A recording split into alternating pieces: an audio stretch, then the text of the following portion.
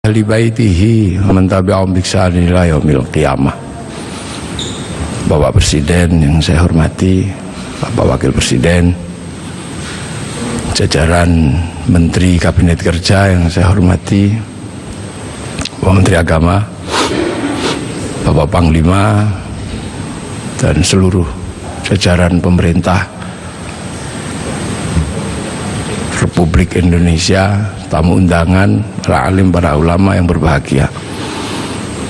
Alhamdulillah, kita ini diberi kesempatan oleh Allah untuk bersama-sama berkumpul memperingati kelahiran Nabi kita, Nabi besar Muhammad Sallallahu Alaihi Wasallam, sebagai sebuah upaya untuk mengingat bahwa alhamdulillah kita ini menjadi manusia yang bisa menemukan seorang nabi. Ada nabi yang orang-orang tidak bisa menemukannya. Nah, kita ini di negeri yang sangat jauh masih menemukan seorang nabi.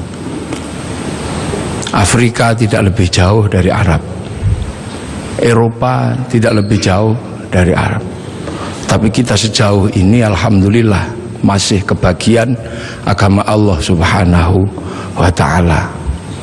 Indonesia ini sudah tempat yang sangat jauh. Naik pesawat ke Makkah ini sudah 9 jam. Nah, kita masih kebagian.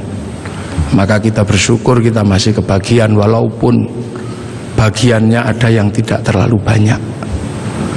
Al-Quran 30 juz, sampai di sini ada yang cuman kebagian Yasin, alhamdulillah. Ada yang cuman kebagian Kulhu, alhamdulillah. Ada yang cuman kebagian Bismillahirrahmanirrahim, alhamdulillah. Kita syukuri.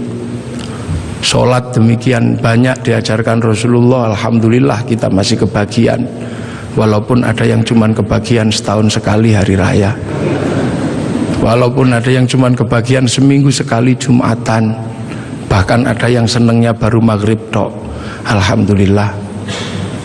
Hadis demikian banyak, alhamdulillah kita masih kebagian, walaupun hanya ada yang kebagian satu, dan yang satu kebagian kullu bid'atin dholalah wa kullu dholalatin finnar, yang satu kebagian innamal a'malu bin niat, alhamdulillah.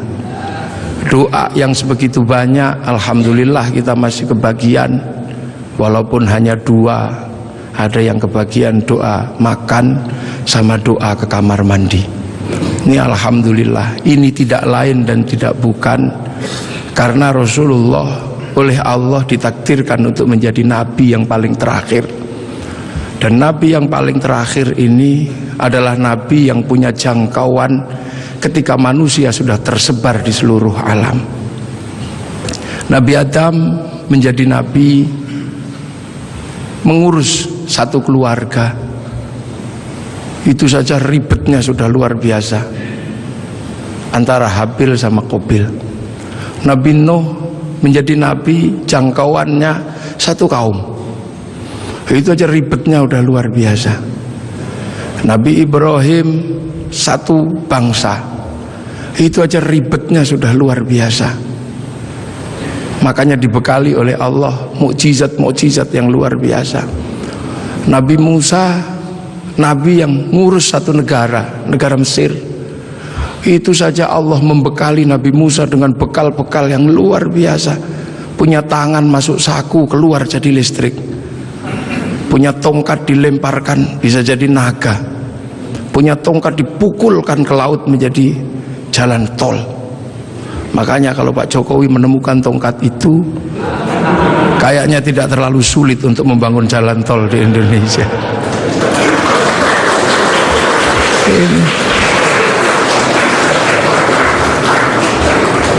Nabi-nabi Allah diutus, ada Nabi Daud diutus mengurusi satu negara, tapi punya kemampuan yang luar biasa. Tangan masuk tanah keluar menjadi logam, bisa dijadikan pedang, bisa juga dijadikan baju. Nabi Sulaiman jangkauannya satu negara, kelebihannya luar biasa. Nabi Sulaiman mampu membangun sebuah kota besar menggunakan tenaga jin, bisa berbicara dengan semut, bisa berbicara dengan burung, bahkan angin pun bisa diajak berbicara. Nabi Isa alaihissalam jangkauannya satu negara, satu bangsa sekitar Romawi, akan tetapi kemampuannya luar biasa. Manusia yang buta dipegang matanya bisa melek kembali, orang mati bahkan bisa dibangunkan. Wih, itu bangun. Nah, Nabi Muhammad adalah Nabi akhir zaman yang jangkauannya bukan lagi jangkauan jangkauan negara, bukan lagi jangkauan satu bangsa, tapi Nabi Muhammad punya jangkauan menjadi nabi untuk menjadi rahmatan lil alamin. Ini perbedaan nabi-nabi dengan Nabi Muhammad. Nabi Muhammad menjadi nabi ketika manusia sudah menjadi bangsa-bangsa, menjadi suku-suku, dan itu harus dijangkau semuanya. Makanya dari situlah Nabi Muhammad dilahirkan di kota Makkah. Kenapa tidak lahir di Bogor? Kenapa juga tidak lahir di Cina, tapi lahir di Makkah? Karena Makkah adalah guidance, Makkah adalah awal di mana manusia mengenal Allah Subhanahu wa Ta'ala. Karena di Makkah ada monumen paling tua di muka bumi yang Allah sebut sebagai inna awwala baiti wudi'a lin-nasi lalladzi bi Bakkah mubarakah wa hudal lil alamin. Di situ dibangun bangunan tua, bangunan tertua. Bahkan ada yang mengkaji itu sesungguhnya adalah petilasan pertama ketika Nabi Adam turun ke muka bumi, memberikan tanda di situ agar manusia punya guidance kalau harus kembali kepada Allah. Dan di Makkah pula terjadinya pertukaran antara laki-laki dan perempuan dalam wilayah yang paling tersembunyi antara Nabi Adam dan Siti Hawa. Pertemuan itu diabadikan oleh Allah dengan sebuah tugu yang sangat dikenal dengan nama Jabal Rahmah. Dan dari situ kemudian manusia menjadi beranak pinak, manusia menjadi bangsa, menjadi suku yang tetap di Arab. Kita bisa lihat dengan wajah yang tetap cantik dan tetap ganteng. Yang pindah ke Eropa berubah menjadi tinggi besar dengan rambut merah. Yang ke Cina berubah menjadi sipit dengan pipi yang agak tembem kayak bakpao. Kemudian yang pindah ke Afrika berubah menjadi hitam gosong, yang bisa kita lihat hitam kulitnya. Nah, yang ke Indonesia berubah jadi seperti kita, kecil-kecil, pesek-pesek, seperti inilah ini. Nah, ini semua akan dijangkau dalam konsep rahmatan lil alamin. Nah, manusia ketika berpindah-pindah, guidance itu hilang. Maka Allah kemudian mengutus seorang nabi untuk mencari guidance itu. Diutuslah Nabi Ibrahim alaihissalam untuk menemukan itu. Dan alhamdulillah Nabi Ibrahim ditemani oleh putranya namanya Ismail dan istrinya namanya Hajar, menemukan kembali situs di mana manusia harus kembali kepada Allah. Situs itu dibangun ulang sama Nabi Ibrahim dan berdoa, Rabbana inni askantu min dzurriyyati biwadin ghairi dzi zar'in 'inda baitikal muharram Rabbana liyuqimus sholata waj'al afidatan minan nasi tahwi ilaihim warzuqhum minas thamarati la'allahum yashkurun. Maka karena Nabi Ibrahim menemukan guidance itu, Nabi Ibrahim menjadi orang yang paling terkenal di muka bumi dengan nama yang berbeda-beda. Ada yang menyebut Ibrahim, ada yang menyebut Abraham, bahkan ada yang menyebut sebagai Brahma. Walaupun ini butuh penelitian yang sangat luar biasa mendalam. Kenapa? Karena Nabi Ibrahim ini punya simbol yang kemudian diduplikasi oleh seluruh manusia di muka bumi. Di India ada simbol yang mirip dengan simbol yang ditinggalkan oleh Nabi Ibrahim. Ini butuh kajian mendalam dan ini mesti saya sampaikan dalam sebuah forum kenegaraan seperti ini. Karena ini yang akan mengurai benang kusut antara manusia di muka bumi dengan lahirnya Rasulullah Muhammad Sallallahu Alaihi Wasallam. Umat Islam mengenal Ka'bah, sebuah batu dengan tengah yang tidak ada isinya apa-apa, kosong. Di India ada bangunan yang sama, batu dengan isi yang tidak ada isinya di tengah, namanya stupa. Di Islam ada namanya Jabal Rahmah, sebuah tugu batu, kemudian Di India dikenal ada yang namanya Linggayoni. Ada air yang namanya Zam-Zam. Kemudian ada air yang bernama Gangga Yamuna. Ada perjalanan suci dengan kain selempang. Di sini ada berwarna putih, di sana ada berwarna kuning. Selesai perjalanan suci, ada urusan yang sama terkait dengan urusan rambut. Yang di sini tahallul, yang di sana digundul. Selesai perjalanan suci itu semuanya ada darah. Yang di sini ada kurban, yang di sana ada gadri. Dan kalau sudah bersujud, meninggalkan hitam 2, yang di sini 2, yang di sana 8. Ini butuh kajian yang sangat mendalam, bahwa ini adalah awal dari yang namanya millata Ibrahim. Kemudian guidance itu bergeser karena Nabi Ibrahim meninggal. Diteruskan oleh 2 putranya, yang satu bernama Ismail, yang satu bernama Ishak. Dan guidance itu berubah ketika Ishak punya anak yang namanya Yakub atau Israel, yang punya anak 12 yang kemudian dikenal dengan nama Bani Israel. Dan Bani Israel mampu membangun sebuah guidance baru karena dikasih kitab Injil dan dikasih kitab Taurat. Yang dikasih kitab Taurat bahkan sampai hari ini masih menjadi bagian besar dari umat manusia di dunia dengan agama besarnya yang namanya Yahudi. Yang dikasih kitab Injil masih menjadi bagian besar dari agama di dunia ini yang dikenal dengan nama Nasrani. Punya pusat kota besar namanya Vatikan, dan di sini punya pengikut yang sering dikenal dengan nama Paus Romo. Guidance ini bergeser. Akan tetapi kemudian Allah menunjukkan kembali, ini harus dikembalikan kepada guidance awal, kepada jalur awal. Maka kemudian dilahirkanlah Rasulullah di kota Makkah. Makkah adalah kunci di mana harus dikembalikan kembali manusia kepada Allah. Itulah kenapa kemudian Rasulullah lahir di kota Makkah. Untuk apa? Mengembalikan simbol kenabian dari awal sampai akhir sebagai wujud khatamul anbiya wal mursalin. Makanya ketika terjadi sengketa dengan agama-agama yang sebelumnya, maka kemudian Allah mengukuhkan Rasulullah sebagai penerus guidance kenabian. Maka kemudian diangkatlah Rasulullah ke langit, dan Rasulullah ditunjukkan di mana jejak para pendahulunya.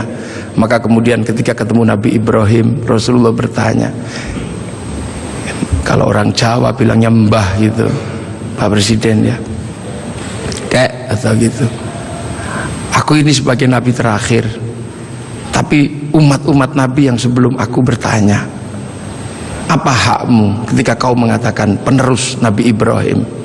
Kamu tahu di mana peletakan Nabi Ibrahim waktu membangun kembali Ka'bah? Ya udah, kamu jawab di situ. Kamu tandai nanti kalau kamu turun, kamu tandai itulah tempatku, namanya Jabal Rahmah. Nah, kalau pertanyaannya tentang Mbah Mail, kakek Ismail di sebelah mana? Kakekmu Ismail di sebelah situ, kamu kasih tanda. Itulah yang disebut Hijir Ismail. Lah kalau nenekku Hajar di sebelah mana?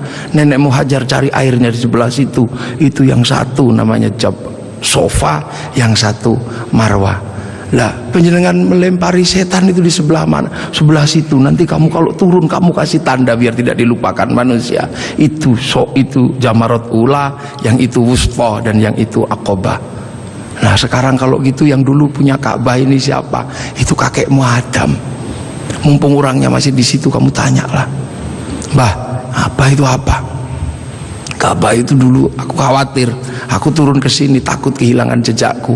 Ku kasih tanda dan disebut inna awwala baiti wudi'a lin-nasi lalladzi bi Bakkata mubarakah.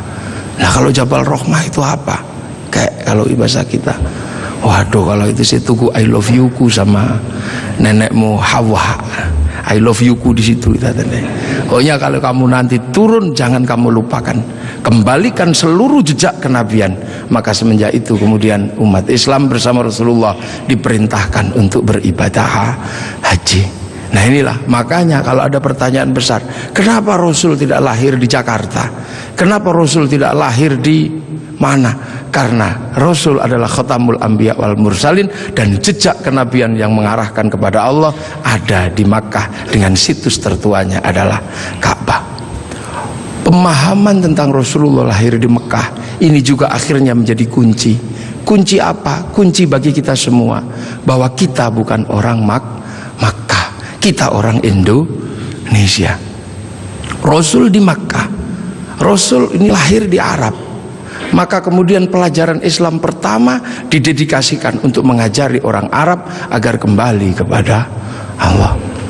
Dan Rasul tidak pernah kemana-mana. Rasul mengajarkan Islam hanya sampai di kota Madinah. Setelah itu dalam waktu 22 tahun Rasulullah meninggal. Nah, memahami Rasul yang lahir di Mekah adalah menjadi tonggak. Lantas bagaimana bisa Rasul yang ada di Makkah bisa sampai ke Indonesia ajarannya, dan 90% penduduk Indonesia mengikuti Rasulullah Muhammad sallallahu alaihi wasallam. Ini pasti bukan sesuatu yang mudah. Dalam bahasa Al-Quran, siratal mustaqim, ada yang namanya siratal ladzina an'amta alaihim. Dan inilah yang membuat kemudian kita dengan peringatan Maulid akan ada sesuatu yang bisa sangat menjadi refleksi dasar antara Makkah sama Madinah, antara punya sejarah yang sangat panjang, dan itu bukan datang dengan tiba-tiba. Rasulullah di sana mengajarkan orang-orang sana dengan gaya di sana. Rasulullah sangat terkenal ketika mengajarkan Islam. Rasul bukanlah orang yang keras, Rasul juga bukan orang yang membabi buta. Rasul dijelaskan, anitum harisun alaikum bil mu'minina raufur rahim. Rasul begitu berharap bagaimana umat ini kembali kepada Allah. Maka Rasul punya sistem pembelajaran kepada umatnya dengan cara yang berbeda-beda, dengan cara yang sederhana. Ada yang pinter kelasnya Sayyidina Ali, diajarkan dengan cara standar orang pinter. Ya Ali, kamu sholat. Ali, iya ya Rasul. Yang khusyuk, ya. Nanti kalau kamu khusyuk, kamu akan saya kasih serbanku yang hijau atau yang merah, terserah kamu pilih yang mana. Sayyidina Ali sholat, selesai sholat langsung menyatakan yang hijau ya Rasulullah. Pasti kamu gak khusyuk karena kamu menginginkan yang hijau. Ulangi lagi, dan begitu seterusnya sampai akhirnya Sayyidina Ali ketika sholat dipanah kakinya tidak kerasa. Setelah itu Rasulullah mengimami sholat orang-orang dengan kelas-kelas kayak Sayyidina Ali. Tapi bagi kelas yang kedua menjadi masalah. Kelas pertama ketika Rasulullah sholat, di belakangnya langsung sama-sama mengikuti Rasulullah dhahiran wa batinan, dengan badan dan dengan hati. Tapi yang belakang bermasalah karena mereka punya kebiasaan ratusan tahun bahkan ribuan tahun menyembah berhala. Ada wujudnya dan ada namanya serta bentuknya beda-beda. Maka Rasul ditanya, bagaimana ya Rasul yang belakang tidak bisa? Maka Rasul minta sama Allah, ya Allah yang depan bisa, yang belakang tidak bisa. Ya sudah, akhirnya diajari sama Allah. Allah cukup mengajarkan, u'budullaha ka'annaka tarahu fa illam takun tarahu fa innahu yaraka. Beribadahlah engkau kepada Allah seolah-olah engkau lihat Allah. Tapi kalau kau nggak lihat Allah, yakin Allah lihat engkau. Maka kemudian para sahabat yang di belakang, yang tidak sekelas Sayyidina Ali, ketika sholat cuma Allahu Akbar, matanya tidak boleh terpejam. Karena apa? Harus mencari Allah. Ka'annaka tarahu, seperti engkau melihat Allah. Maka dilihat kemana. Akhirnya tidak terlalu susah yang di belakang bisa lihat di sini. Tapi ketika engkau lihat kemanapun Allah kamu gak lihat, kamu cukup yakin bahwa kamu sedang dilihat oleh Allah. Maka sholat menjadi mudah bagi orang yang tidak sekelas Sayyidina Ali. Sholat boleh melihat apa saja, bahkan boleh mendengarkan suara bakso, bahkan boleh melihat sarung yang bolong. Tapi tidak boleh, karena harus ingat bahwa sedang dilihat Allah. Maka tidak boleh pesen bakso rong mangkok, itu tidak boleh, 2 mangkok tidak boleh. Nah akhirnya yang depan yang pinter bisa sholat, yang belakang bisa sholat. Bahkan ketika Rasulullah menghadapi para sahabat yang berbeda, Rasulullah lagi ngajar ngaji, tiba-tiba dari belakang ada yang teriak, mat, mat, mat. Ini sesuatu yang tidak lazim waktu itu. Karena apa? Semua dilarang menyebut Rasulullah dengan sebutan mat atau Muhammad. La taj'alu du'a ar-rasuli bainakum ka du'a'i ba'dikum ba'dha. Akan tetapi ada sahabat, mat, mat. Sahabat Umar sudah marah. Ini orang dari mana? Gak punya sopan santun sama sekali. Rasulullah cuma bilang, udah paling dia dari kampung. Suruh masuk, suruh masuk. Akhirnya begitu suruh masuk ke dalam masjid, bukannya apa-apa, bilang, mat, Apa? Aku pengen kencing. Ya sudah, kencing lah. Disuruh cari toilet, ternyata nggak cari toilet, malah kencing di dalam masjid.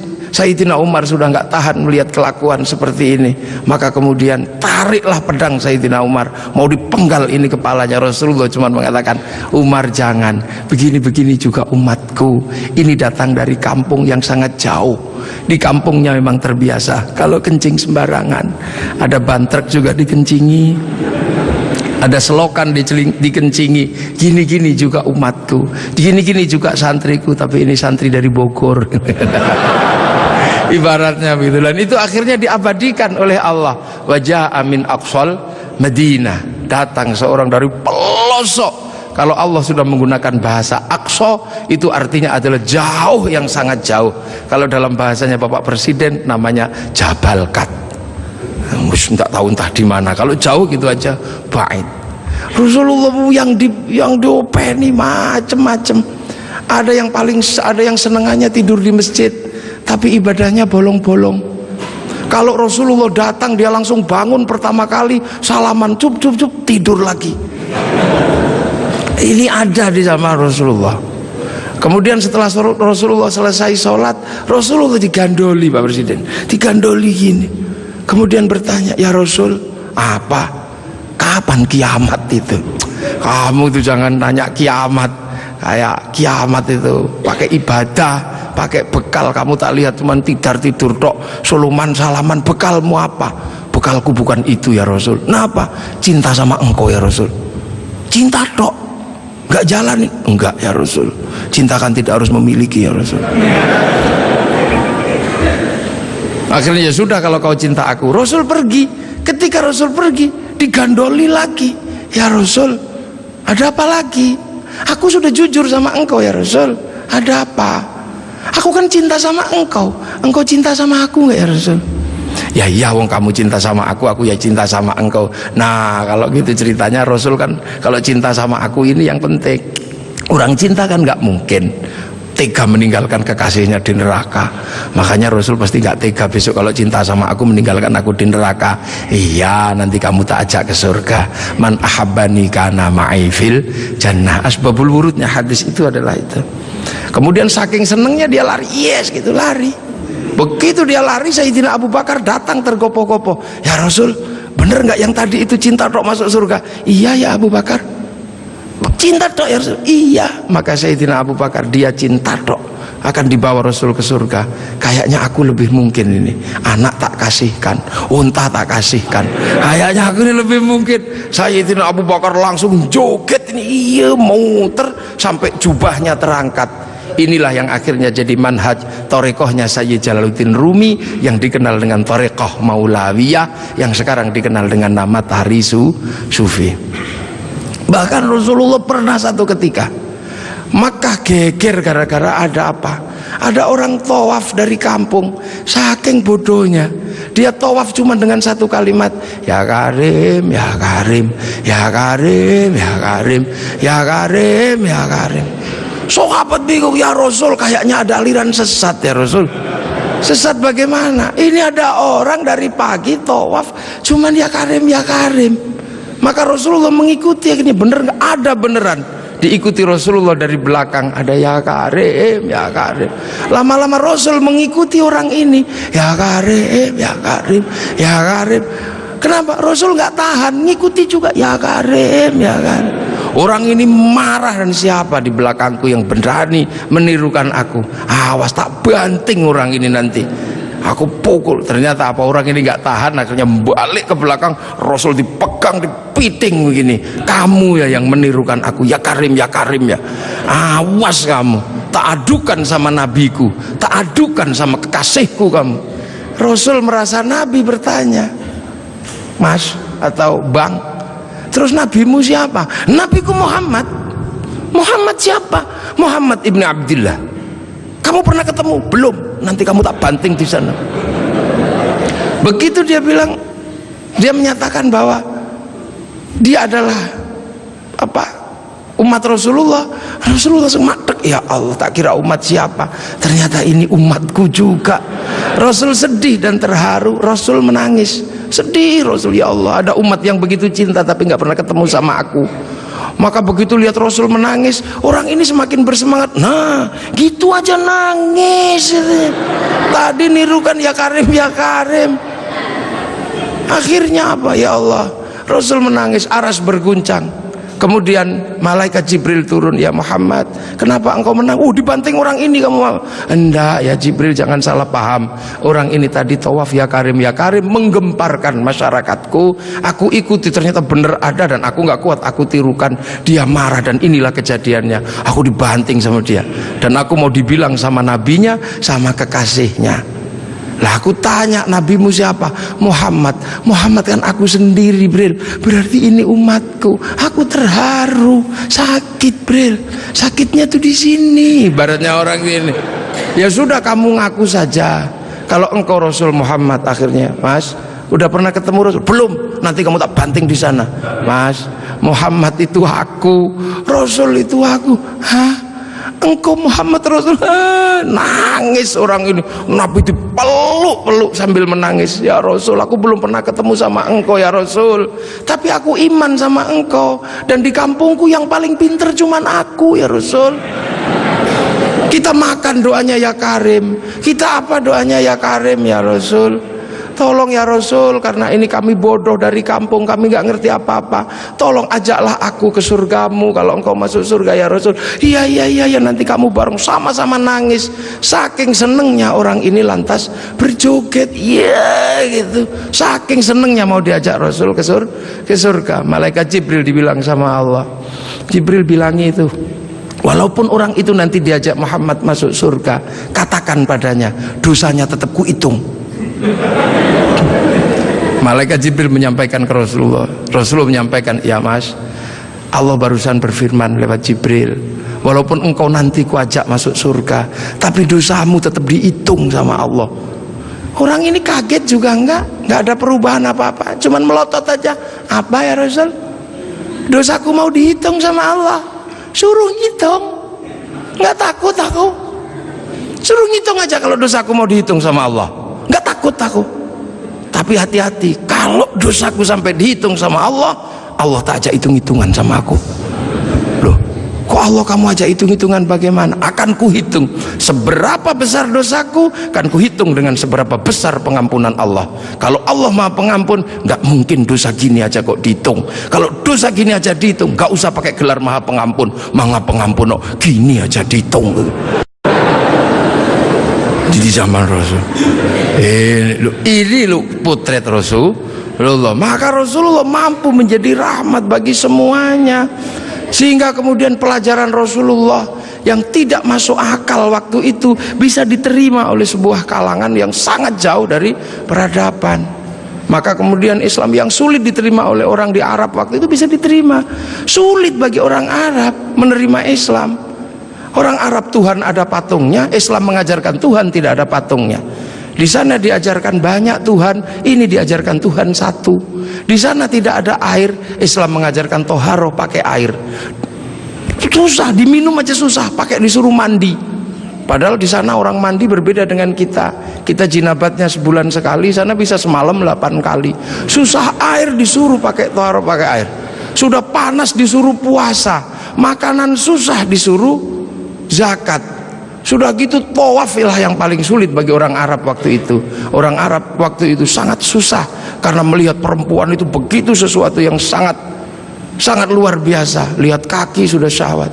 Tapi waktu itu Islam mengajarkan bagaimana ketika tawaf muka dibuka. Betapa syahwatnya sangat tinggi ketika muka dibuka. Dan pada saat yang sama seorang laki-laki tidak diperbolehkan menggunakan kain berjahit, sehingga kalau mau berbuat jahil tinggal wes gitu. Itulah ujian terberat waktu itu. Dan itu susah dipahami oleh orang Arab. Makanya memahami Rasulullah itu tidak mudah. Makanya tidak mudah. Bagaimana seorang panglima perang kayak Sayyidina Umar bisa patuh sama orang yang tidak pernah berkelahi? Bagaimana Sayyidina Abu Bakar seorang konglomerat mau menuntun unta Rasulullah? Bagaimana seorang gadis 10 tahun bergembira ria dinikah sama orang 50 tahun? Ceritanya bisa kita tahu, tapi suasana psikologisnya tidak pernah bisa kita tangkap. Nah inilah maka Islam berkembang. Kemudian Islam bergeser, orang-orang tahu oh ini bagus, geser kemana? Geser ke Persia. Pertama dari Madinah geser ke Persia. Di Persia penyembah api, karena orang Persia nyembah api, kemudian ikut Islam. Raja Rustum besanan sama Sayyidina Ali, lahir Sayyid Ali Zainal Abidin, masuk Islam. Karena orang Majusi sebelumnya menyembah api dan masuk Islam. Nah orang Yahudi, orang Majusi kalau nyembah api ditaruh di bangunan tinggi namanya Manaro, apinya ditaruh di atas Manaro. Maka begitu orang Persia masuk Islam, apinya dihilangkan, Manaronya ditaruh di depan masjid. Seluruh dunia Islam melihat Manaro kok bagus di depan masjid, maka kemudian semua berlomba-lomba bikin Manaro. Sampai Jakarta bernama Menara. Tiangnya adalah tinggalan orang Majusi. Lah kemudian di situ terjadi peristiwa yang luar biasa. Setelah itu, sebelum sampai ke sini, terjadi peristiwa luar biasa. Pada tanggal 10 Asyura, seluruh cucu-cucu Rasulullah terbunuh oleh Yazid bin Muawiyah. Maka bulan Asyura adalah bulan duka kaum muslimin dunia. Makanya orang Indonesia, terutama di kampungnya Bapak Presiden, menyebut bulan Asyura dengan sebutan bulan Suro. Ekornya saja yang diambil, karena orang Jawa itu sukanya ngambil ekornya aja. Muhammad diambil mat, Asyura diambil suro. Makanya di bulan Asyura orang berduka karena terbunuhnya cucu Rasulullah. Maka di Jawa ada tradisi tidak mantu, tidak nikahkan anak, itu karena bulan duka. Di Jogja ada yang namanya keliling beteng, maksudnya di bulan Suro jangan terlalu banyak mulut, jaga mulut. Nah di Solo mengikuti kebo Kiai Slamet, kalau kebonya keluar taiknya diusapkan ke seluruh tubuh. Ini bulan duka, jangan bersolek. Dan biasanya bulan Asyura di Indonesia diikuti dengan santunan anak yatim. Nah inilah, dan dari situ terus Islam bergerak. Makanya monumen-monumen itu lahir Sayyid Ali Zainal Abidin. Lah Sayyid Ali Zainal Abidin kemudian bergeser, punya anak Sayyid Muhammad Baqir, menjauh punya anak Sayyid Ja'far Shadiq, menjauh diteruskan sama Sayyid Ali Uraidi, menjauh diteruskan sama namanya Sayyid Muhammad, diteruskan Sayyid Ubaidillah, teruskan Sayyid Isa Naqib, diteruskan sama Sayyid Ahmad Al-Muhajir, teruskan Sayyid Alwi, teruskan Sayyid Muhammad, teruskan Sayyid Alwi, diteruskan namanya Sayyid Ali Khalid Qasam, teruskan putranya namanya Sayyid Ahmad Sohib Mirbat, teruskan namanya Sayyid Alawi Amil Faqih, punya anak Sayyid Abdul Malik sampai Mongolia, punya anak Sayyid Ahmad Jalaluddin sampai Campa, punya anak Sayyid Muhammad sampai Pase, dan punya anak Sayyid Jamaluddin Al-Husaini Al-Kabir sampai tanah Nusantara di pedalaman, yang kemudian karena turunnya di Jawa, Sayyid Jamaluddin Al-Husaini Al-Kabir orang Jawa punya Hono Coroko, maka kemudian di Jawa dikenal dengan nama Syekh Jumadil Kubro. Dan disitulah kemudian Islam ketemu dengan kebudayaan peradaban Nusantara. Nah inilah tonggak Makkah ini yang akhirnya menjadi penjelasan, oh ternyata Makkah sini geser di sini. Dan kemudian kita diingatkan bahwa Syekh Jumadil Kubro punya anak namanya Said Ibrahim, pindah Palang Tuban sana, punya anak namanya Raden Rohmat Sunan Ampel. Nah ini yang kemudian bangun peradaban baru di Nusantara. Syekh Jumadil Kubro punya murid namanya Samsuddin, pindah Jawa Barat, dikenal dengan nama Syekh Kuro, punya murid namanya Datuk Kahfi, pindah Cirebon, punya murid namanya Syarif Hidayatullah Sunan Gunung Jati. Nah inilah baru kita kemudian menemukan titik sini. Nah pertanyaan-pertanyaan besarnya inilah yang akhirnya kemudian menjadi penjelasan. Lantas bagaimana kita mengikuti Rasulullah di tempat yang jauh ini? Rasulullah memberikan garis namanya ahli sunnah wal jamaah, bahwa Rasulullah yang diajar pertama wal jamaahnya bernama sahabat, wal jamaahnya sahabat generasi kedua namanya tabi'in, tabi'in punya generasi berikutnya namanya tabi'ut tabi'in, dan kita ini adalah generasinya para ulama yang cara pembelajarannya sangat berbeda. Di Arab sana Rasulullah mengajarkan bagaimana makan dengan 3 jari, masih bisa dijalankan sampai hari ini karena di sana masih kurma sama roti. Begitu sampai di Nusantara sudah tidak kurma dan tidak roti, tapi sudah soto, maka makan dengan 3 jari sudah bukan sesuatu yang mudah. Di sana kurban pakai unta, di sini tidak lahir unta tapi lahir kerbau sama sapi.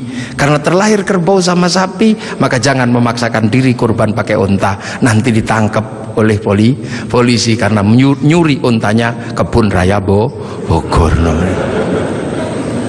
Ini di sana masih bisa pakai jenggot dengan utuh, tapi di sini rasnya adalah ras Mongoloid, sudah tidak punya jenggot. Inilah maka ulama awal yang datang ke sini tidak pernah ribut masalah simbol-simbol yang tidak bisa dilakukan oleh orang Indonesia. Nah, sekarang ini tugas pemerintah karena banyak orang yang kemudian lupa kedudukan itu, kemudian memaksakan menjadi orang dipaksa langsung ikut seperti Rasulullah. Nah, ini yang harus kita pahami, bahwa kita ini berkedudukan sangat jauh. Quran saja berbeda-beda ketika mengajarkan.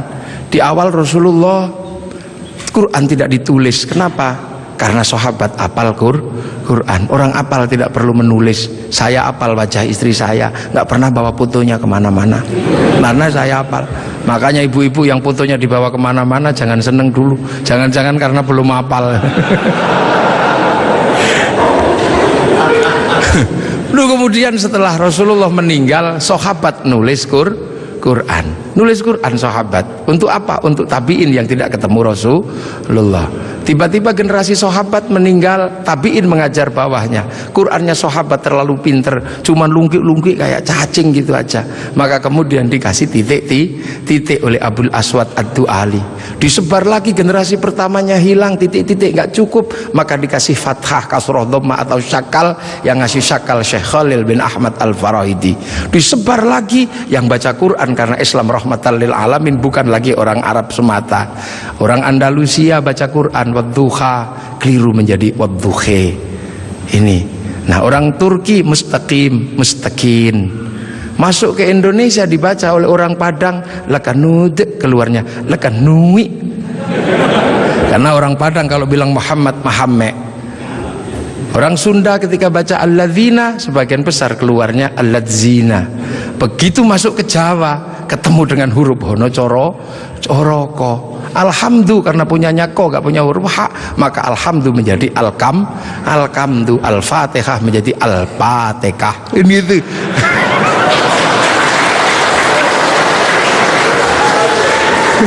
Nah, ini orang kalau ngerti proses kodifikasi Quran pasti tahu. Ketika masuk ke semua negara pasti berbeda. Al-Fatihah menjadi Al-Fatihah. Dan ini yang dialami oleh Bapak Presiden Republik Indonesia. Iya, kayak Al-Fatihah.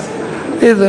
Ya Hayyu Ya Qayyum menjadi ya kayuku ya yumu. Robbil alamin kayaknya punya huruf ain, nggak punyanya ngo, keluarnya Robbil ngalamin. Nggak punya dot, punyanya lo, maka Ramadan keluarnya Romlan. Begitu dibaca orang Bali sangat susah karena orang Bali nggak bisa bilang tok, bilangnya tok. Maka sirotol menjadi sirotol ladzina an'amta alaihim. Islam berkembang ke semua negara dan berbeda. Ketika dibaca oleh orang Bugis alaihim, keluarnya alaihing. Karena orang Bugis kalau bilang n jadi eng, kalau bilang eng jadi n. Makanya ada dulu mantan Kabulok bernama Beduamang, itu berasal dari Abdurrahman. Nah, itulah makanya kemudian Islam bergerak. Nah, lantas apa? Lantas terciptalah sebuah ilmu untuk bagaimana orang di seluruh dunia Islam mampu membaca Al-Quran. Dibikinkanlah sebuah ilmu yang dikasih judul At-Tajwid fi Qiraatil Quran, yang nulis Abu Ubay Qasim bin Salam. Orang akan tahu. Nah, ini generasinya para ulama. Dan yang paling besar, yang mungkin Bapak Presiden sudah pernah saya sampaikan, tapi ingin saya sampaikan lagi biar kita tidak lupa. Ada perubahan besar ketika masuk ke tanah Nusantara, di mana waktu itu tanah Nusantara sangat susah dimasuki Islam. Kenapa? Ini bangsa sudah sangat beradab. Bangsa ini bukan bangsa kecil. Tahun 1222 ke atas, sebelum tahun 1300 sudah mampu menaklukkan Mongol yang menaklukkan Eropa, menaklukkan Arab, mampu ditaklukkan oleh kekuatan Nusantara yang namanya Singasari. Makanya hal itu bisa kita lihat betapa kita bangsa punya tinggalan-tinggalan yang luar biasa.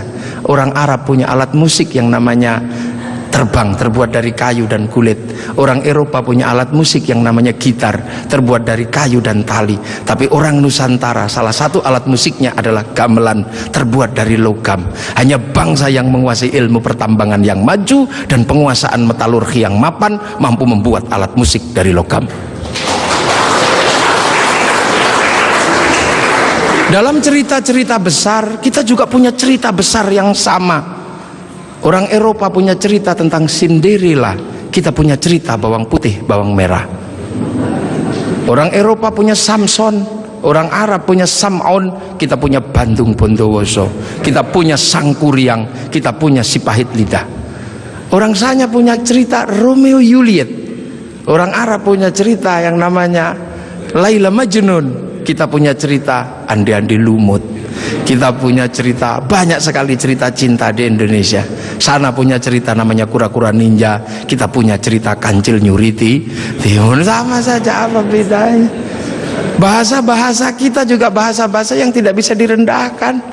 Orang Inggris bilang rice, orang Arab bilang rus, orang kita bilangnya macam-macam. Kalau masih di sawah namanya padi, kalau sudah dipanen namanya gabah, kalau sudah digiling namanya beras, kalau patah-patah namanya menir, kalau dibungkus namanya lontong pakai daun, kalau dibungkus pakai namanya ketupat pakai janur, kalau tidak dibungkus namanya nasi, dicuri satu namanya sebutir nasi, kalau diublek-ublek namanya bubur, pantatnya gosong namanya kerak atau intip. Sana cuma rice sama rus.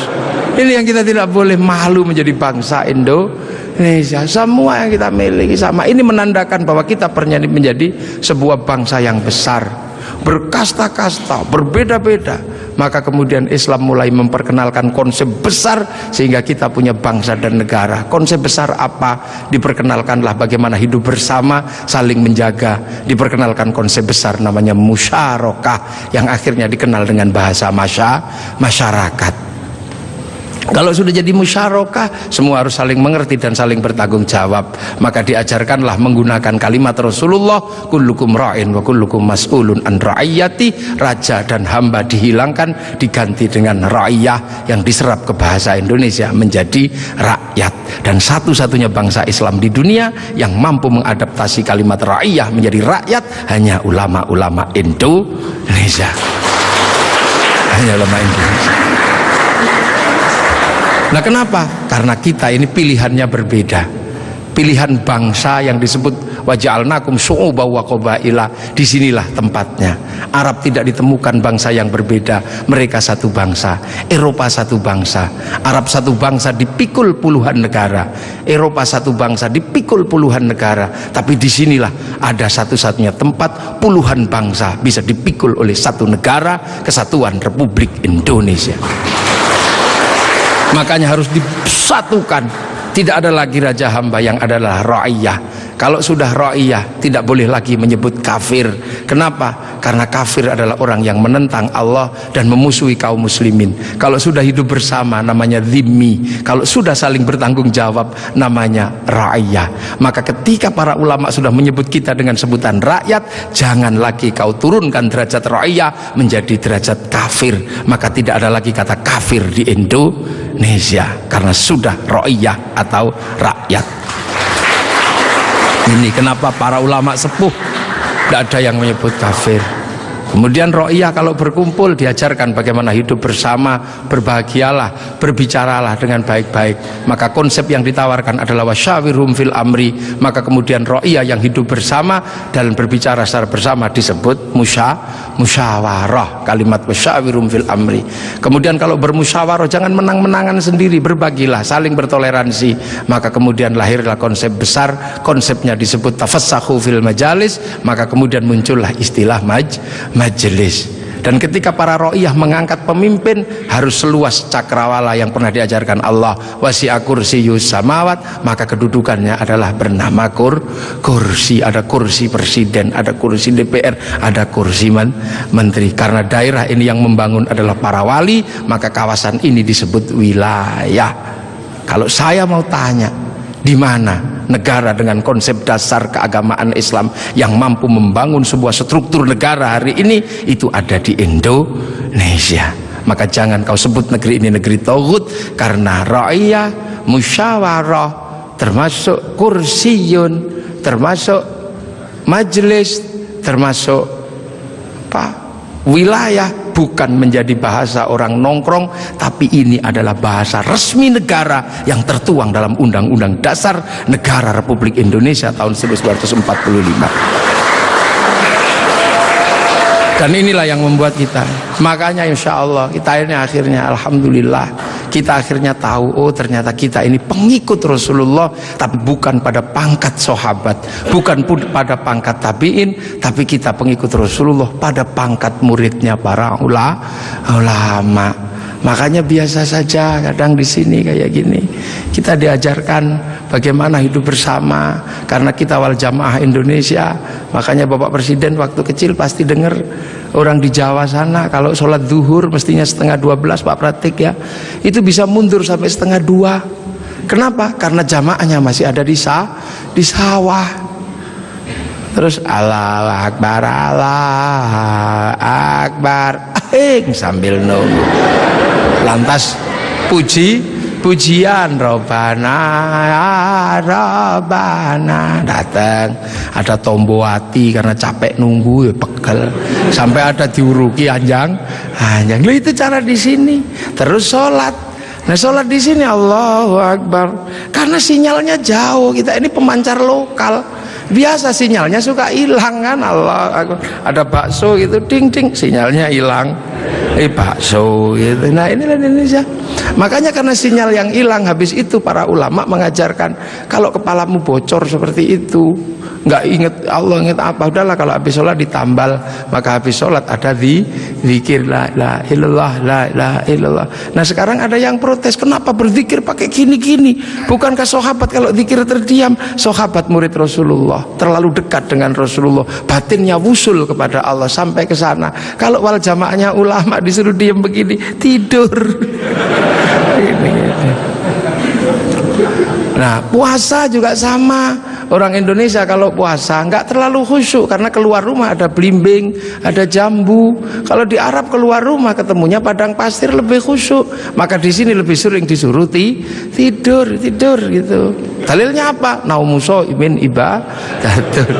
Nah, kalau malam pakai doktek.